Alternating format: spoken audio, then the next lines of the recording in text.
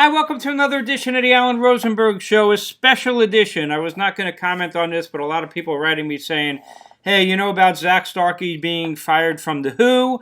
And yeah, I heard about it, and I just watched a video of The Song Is Over from Live at the Royal Albert Hall, where Daltrey stops it, and we're going to talk about this. Yeah, as Bob Dylan once said, I'll paraphrase him, there's something going on here, and we don't know what it is, because none of this is making any sense. So we're going to cover Zak Starkey with The Who and what is really going on with this firing, because something's not right. So what's the story with Zak Starkey? Of course, he's Ringo Starr's son, but that's kind of irrelevant. That's not why he got the job with The Who or with Oasis. But Keith Moon did give Zak Starkey his first drum kit, because Moon was best friends with Ringo Starr back in the day. And so that was interesting. Now, of course, Keith Moon passed away in 1978. Kenny Jones replaces him. Very different drummer. He's a timekeeper. Moon is not. And they do the two studio records, Face Dances. And it's hard. Tours with them in 79. I saw the concert, and Kenny Jones was awesome at that time. But Daltrey got sick of Kenny Jones. He said he was a boring drummer, timekeeper, played the same kind of drum fills, and didn't want him in the band anymore. And then they fired Kenny Jones. Kenny Jones, by the way, was very instrumental in teaching Zak Starkey how to play the drums. And in fact, Kenny Jones gave Zak Starkey one of Keith Moon's drum sets that was in storage in the Who's archives. So Kenny Jones, instrumental in the beginning of Zak Starkey's drumming career. Pretty interesting. You may not have known that. Zak Starkey, so how did he start out professionally? He actually started out professionally, I believe, with Ringo Starr's All-Star Band, which I saw. And that was like in the early 90s, 1992, give or take, and played with them for a couple of years, maybe through 1995. Give or so. How is his association with The Who developed? Well, Zak Starkey, Daltrey and Entwistle decided to do a tour called Daltrey Sings Townsend. And this was around 1994. Zak Starkey was the drummer. That was his first association with The Who. But where he really developed with The Who was in 1996 on the Quadrophenia tour, which I saw. Now, after Kenny Jones, you may remember, The Who brought in Simon Phillips, one of the all-time great drummers of all time. And he played with the band in 1989 on their tour for the Joined Together. That you can see it here. They also did the anniversary of Tommy on that tour. Now, it shows you how sometimes it's not just technical ability, because Simon Phillips is an incredible drummer. His drumming with The Who, I can't stand, and it's on this live album. I prefer Kenny Jones as a timekeeper. Simon Phillips for me just doesn't work with The Who, yet he's an incredible, incredible drummer. Which, when they brought in Zak Starkey for the Quadrophenia tour, that was the perfect thing, because Zak Starkey can play like Keith Moon around the beat, yet be a timekeeper, play in that same style. It was also kind of fun, and you can kind of see it whenever you see Zak Starkey playing with The Who. He plays like Keith Moon. The drum set is on the stage low. It's not on a rostrum. And he's got a similar kind of setup. So, and he plays like Keith Moon. So it was a perfect combination. And I love Zak Starkey with The Who. Really kind of made it more Who-like, because this was not Who-like at all. And that was, so he joined them in 1996. He's been playing ever since with the band. So he's been with The Who from 1996 until now, 2025. Do the math for me. What is that? 29 years? 29 years on and off with The Who, when they play. They're not a steady band all the time. And that's also why Endless Wire pissed me off so much, because they finally released an album 20 plus years after It's Hard, and Zak Starkey's not on it, except for one song, because he was playing with Oasis and The Who didn't want to wait. But that's a story for another day, and I've done that video many times why Endless Wire really makes me angry. Anyway, Zak Starkey fired like a week ago because Roger Daltrey didn't like, supposedly, his playing. It was too loud during the Royal Albert Hall shows. Now, this was a benefit concert. Here's some things to consider. Watch this video. I'm not going to play it now. But if you watch this video, you'll see he stops the show, and he's singing the song "It's Over." And what actually happens if you watch the video, the raw video, Daltrey completely screws up the song.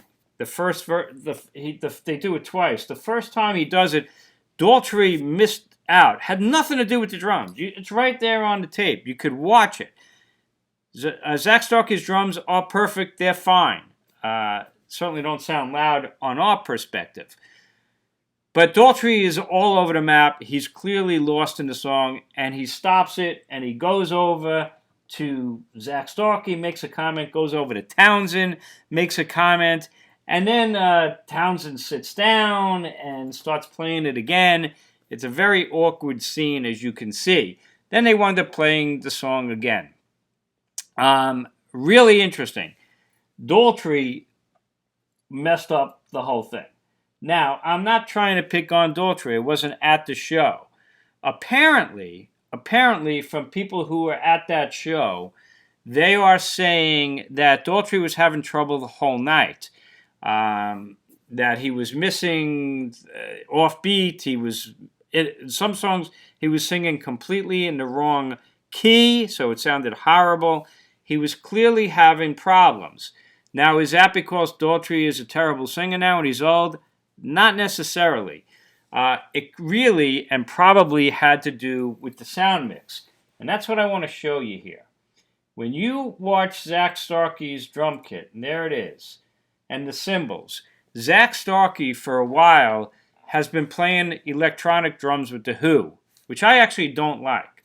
When I saw them on the orchestra tour a couple of years ago, he was playing that kit as well. And I'm like, why isn't he playing acoustic drums? Acoustic is real drums, you're really loud and you hear, and the cymbals, zildjian cymbals, etc., real drums. He wasn't. He was playing electronic drums, and they sound like electronic drums. And when you hit the cymbals, yeah, they can mimic the sound of real cymbals, but it's still not the same. So why am I mentioning this as a really important point? It is a huge point, because electronic drums don't make any sound. They're silent. I mean, if you go into a store and hit electronic drums, you'll hear a tiny, tiny, when you hit it. But there's no sound. I mean, there's literally no sound. It's electronic. So if they're having a problem with the sound on the stage, and Daltrey's saying that Starkey's playing too loud, he's not playing too loud. He's not making any sound whatsoever. It's all being handled on the stage monitors by the sound engineers. And I don't know how many engineers The Who have, but there's a couple right there. Maybe they have 2. Maybe they have 3 engineers that are working the sound. The musicians are hearing the sound through the amps and really through their earpieces. They really shouldn't hear anything on the stage. Everything should be coming through their ear monitors, which is being done by the in-house sound engineers. So the electronic drums, the guitars, everything, they're not hearing any of that stuff from the stage. They're hearing it through their earpieces, through the engineering guys, the in-house sound engineers. And that's what to do with the acoustic drum, the electronic drums. So if there's a problem with Zak Starkey's drums being too loud, it's not because Zak Starkey's playing too loud. He's not making any noise at all. It's because of the mix. And that's not Zak Starkey's fault. So none of this makes any sense whatsoever. These are electronic drums. They make no noise. Zero noise. Maybe the bass makes noise. But if Daltrey can't handle because of the loud bass drum, there's a serious issue going on. So none of this really makes any sense. Now, maybe there's more going on. I'm not a gossip guy. I'm not friends with The Who. I have no idea what's going on in the inner circle. The rumor has been that Zak Starkey has had issues in the past. I know recently, even the beginning of this year, he had blood clots in his leg. Could have prevented him from playing the drums. That's actually a pretty serious condition. But then he cured that. That wouldn't be it. But I've heard stories from the press and rumors that he's had substance abuse issues in the past. So have a lot of other people, maybe alcohol, maybe drugs, And in fact, I think at one point I remember hearing that Ringo wasn't even talking to him because he was so upset. But this might have been a really long time ago. It could have been 5 years ago, 3 years ago, 15 years ago. I don't know.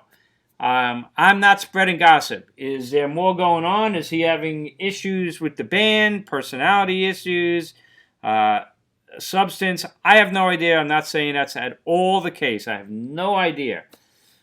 But the excuse that he's playing too loud, after playing with the band for 29 years and being the best drummer they've had since Keith Moon passed away, makes no sense, especially when he's playing electronic drums and the sound is controlled by these sound engineers. I hadn't heard anybody talk about this issue, and that's why I wanted to do this video. So if you know more, and you're on the inside, or you know more that's going on, let us know. But what is that song, Ballad of a Thin Man by Bob Dylan? Something's going on, but we don't know what it is. We don't know what's going on, but it definitely can't be just that he was playing too loud. Daltrey fired Jones before him. Now he fired Starkey. Yeah, I don't know. All right, guys. Thanks for watching. It is Friday night. It's 8 o'clock at night. I am tired, but I hope you had a good week. I'm working tomorrow. So have a great weekend. Most importantly, enjoy your holiday. Good Friday today, Easter Sunday on Sunday. I hope you enjoy it with your family and your friends. Have a wonderful holiday season. And I'll see you next time on the Alan Rosenberg Show. And if you're new to my channel, somehow you found this and you're new, hit subscribe. I got almost 500 videos on my playlist. And I think there's a lot to enjoy. Thanks again. I'll see you next time.